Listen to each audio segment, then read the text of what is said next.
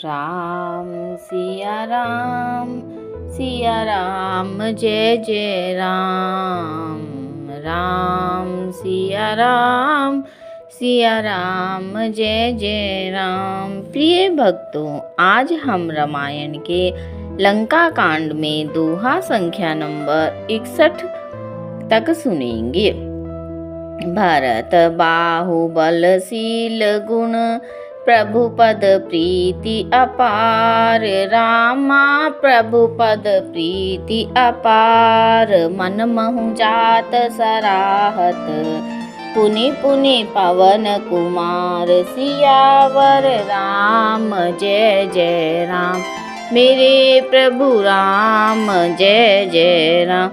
इस दोहे का अर्थ है, भरत जी के बाहुबल शील गुण और प्रभु के चरणों में अपार प्रेम की मन ही मन बारंबार सराहना करते हुए मारुति श्री हनुमान जी चले जा रहे हैं। उहाँ राम लक्ष्मण ही निहारी, बोले बचन मनुज अनुसारी। अर्ध राति गई कपि नहीं आयऊं, राम उठाई अनुज उर लायऊं। इन चौपाइयों का अर्थ है, वहाँ लक्ष्मण जी को देखकर श्री राम जी साधारण मनुष्य के अनुसार वचन बोले। आधी रात बीत चुकी, हनुमान जी नहीं आए। यह कहकर श्री राम जी ने छोटे भाई लक्ष्मण जी को उठाकर हृदय से लगा लिया। सकहु न दुखित देखी मोहि काऊं, बंधु सदा तव मृदुल सुभाऊ। मम हित लागी तजे हूँ पितु माता, सहे हूँ विपिन हिम आतप बाता। इन चौपाइयों का अर्थ है, और बोले, हे भाई, तुम मुझे कभी दुखी नहीं देख सकते थे। तुम्हारा स्वभाव सदा से ही कोमल था। मेरे हित के लिए तुमने माता पिता को भी छोड़ दिया और वन में जाड़ा गर्मी और हवा सब सहन किया। सो अनुराग कहाँ अब भाई, उठहु न सुनी मम बच बिकलाई। जो जन त्यों बन बंधु बिछोहु, पिता बचन मन त्यों नहीं ओहु।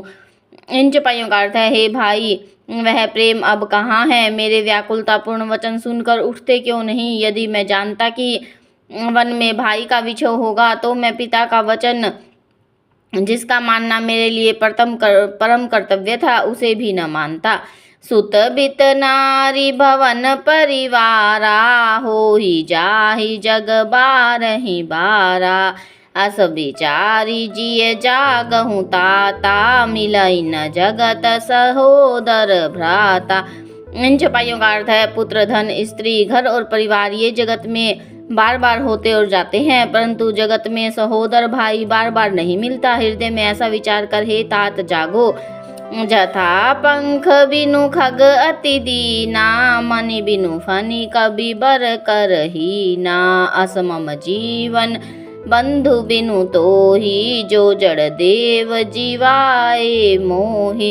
इन चौपाइयों का अर्थ है, जैसे पंख बिना पक्षी, मणि बिना सर्प और सूंड बिना श्रेष्ठ हाथी अत्यंत दीन हो जाते हैं। हे भाई, यदि कहीं जड़ देव मुझे जीवित रखे तो तुम्हारे बिना मेरा जीवन भी ऐसा ही होगा।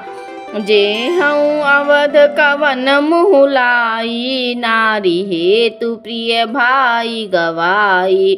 बरु अपजस सहते जग माही, नारी हानि विशेष क्षति नाही। इन चौपाइयों का अर्थ है, स्त्री के लिए प्यारे भाई को खोकर मैं कौन सा मुंह लेकर अवध जाऊंगा। मैं जगत में बदनामी भले ही सह लेता कि राम में कुछ भी वीरता नहीं। जो स्त्री को खो बैठे, स्त्री की हानि से इस हानि को देखते कोई विशेष क्षति नहीं थी। अब अपलो कुसो कुसुत तोरा, सहहि निठुर कठोर उर मोरा। निज जननी के एक कुमारा, तात तासु तुम प्राण आधारा।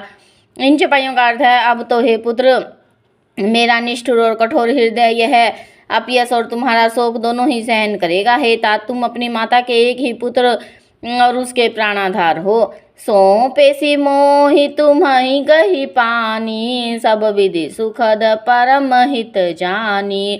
उतरु काहद हैं तो ही जाही, उठी किन मोहि सिखावऊँ भाई।